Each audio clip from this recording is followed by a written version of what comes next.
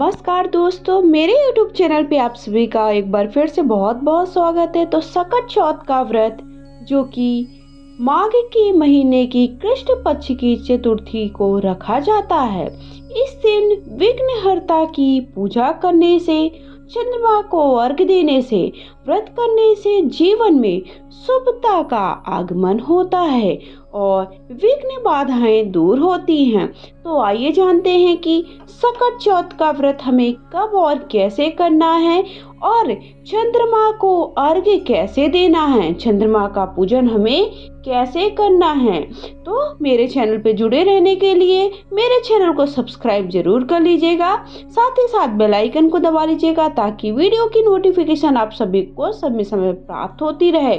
सकट चौथ का पर्व माता सकट को समर्पित होता है। इस दिन माताएं अपने पुत्रों की कल्याण की कामना से व्रत रखती हैं।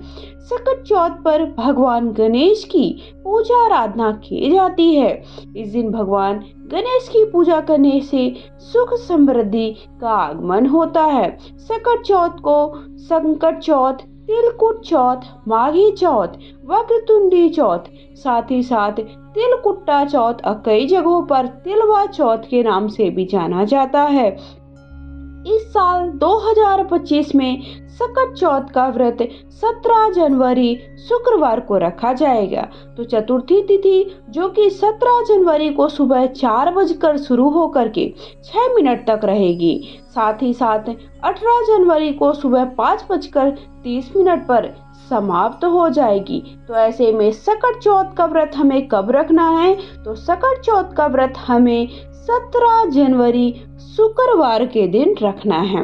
अब हमें चंद्रमा कितने बजे निकलेगा? तो सकट चौथ के दिन चंद्रमा को अर्घ्य देना बहुत ही शुभ माना जाता है। जिस तरह से करवा चौथ के व्रत में बिना चंद्रमा के पूजन के, बिना चंद्रमा को अर्घ्य दिए आपका व्रत संपन्न नहीं माना जाता, उसी प्रकार से सकट चौथ का व्रत तभी संपन्न माना जाता है जब हम चंद्रमा को अर्घ्य देते हैं। माना जाता है कि चंद्रमा को अर्घ्य देने से सौभाग्य की प्राप्ति होती है।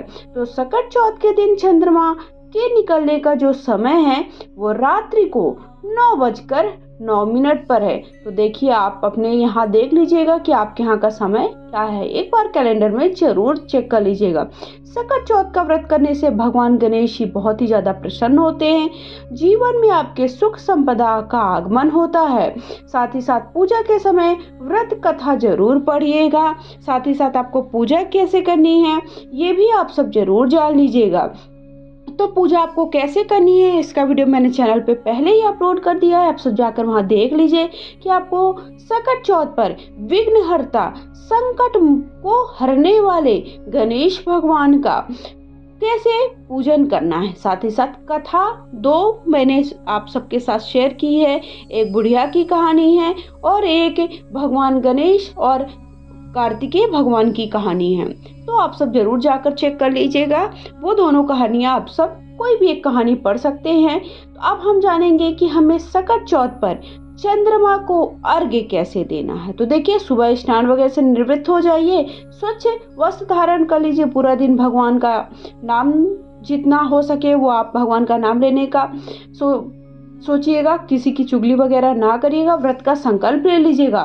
फिर उसके बाद चौकी पर आपको देखिए सिर्फ भगवान गणेश की मूर्ति, प्रतिमा जो भी आपके पास है उनका, आपके पास तांबे या पीतल के गणेश भगवान है तो उनका अच्छे से पंचामृत से स्नान वगैरह करा के फिर आपको पूजन कर लेना है।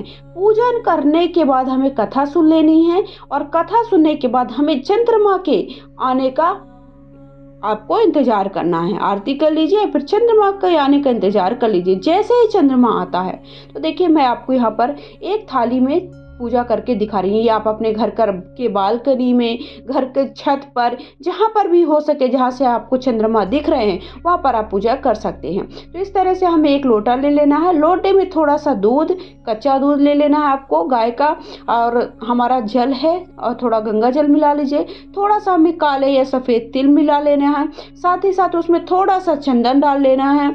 1 का सिक्का डाल लीजिए, अगर आपके पास चांदी का सिक्का है, चांदी का छल्ला वगैरह है वो भी आप डाल सकते हैं इसमें। यहाँ पर आप देखिए, तांबे का, पीतल का, जो भी आपके पास लोटा है वो आप प्रयोग में ला सकते हैं। देखिए मैंने इस तरह से चंद्रमा बना करके आपको दिखाया तिल की सहायता से। उसके बाद हम चंद्र भगवान को भाव लेते हुए इस तरह से एक धार से, धार टूटनी नहीं चाहिए, इस बात का ध्यान रखें। इस तरह से हाथ लगा करके हमें चंद्र भगवान को अर्घ देना। ओम चंद्राय नमः, ओम चंद्राय नमः, इस तरह से कहते हुए हमने पहले उस जल को जो मैंने तैयार किया था उस जल से आपको स्नान करा दीजिए उनको। फिर उसके बाद मैंने जो हमारा दूध था दूध से स्नान करा दिया। उसके बाद इस तरह से हल्दी लगा देना है, सिंदूर लगा देना है। फिर उसके बाद हमें और चंदन है अगर आपके पास तो चंदन ज़रूर लगाइए, और अगर सफ़ेद चंदन है तो सफ़ेद चंदन लगाए, क्योंकि हमें चंद्र भगवान को सफ़ेद चंदन भी बहुत ही ज़्यादा प्रिय होता है, वो लगा दीजिए। थोड़ा सा हमें तिल समर्पित कर देना है। उसके बाद जो भी आपके पास पुष्प है पुष्प समर्पित कर दीजिए। उसके बाद हमें देखिए इस तरह से मीठे का भोग अवश्य लगाना है, तो आप अपनी थाली में मीठा ज़रूर रख लीजिएगा।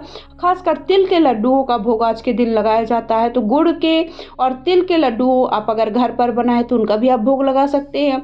आप आज के दिन शकरकंद होता है, स्वीट पोटैटो भी जिसे हम कहते हैं, वो उसका भी भोग लगाया जाता है। साथ ही साथ गन्ने का भोग लगाना, बेर का भोग लगाना भी बहुत ही शुभ होता है। उसके बाद वस्त्र के भाव से देखिए मैंने इस तरह से कलावा उन्हें समर्पित कर दिया है, पुष्प समर्पित कर दिया है। उसके बाद प्रेम पूर्वक अच्छे से उन्हें प्रेम पूर्वक हमें उनका ध्यान करते हुए धूप दीप से आरती कर लेनी है चंद्र भगवान की।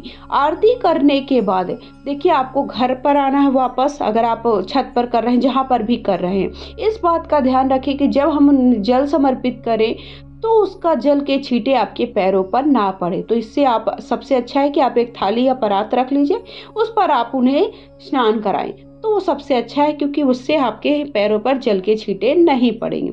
उसके बाद उनके अच्छे से आपको उनका प्रणाम कर लेना है, उनसे प्रार्थना करनी है, चंद्र भगवान आप अपने मेरे घर में सभी सदस्यों की स्वास्थ्य की रक्षा करिए, किसी को भी कोई भी परेशानी ना आए, सबका स्वास्थ्य अच्छा रहे, सब ऐसे उन्नत करें, मेरे पुत्र की आयु लंबी हो और अच्छा स्वास्थ्य हो, अच्छा वो आगे बढ़े, उज्जवल भविष्य हो, ऐसी कामना करते हुए आपको घर के फिर बड़े बूढ़े जो भी हैं उनका आशीर्वाद ले, पति का आशीर्वाद ले। इस तरह से हमारा सकट चौथ का व्रत संपन्न होता है।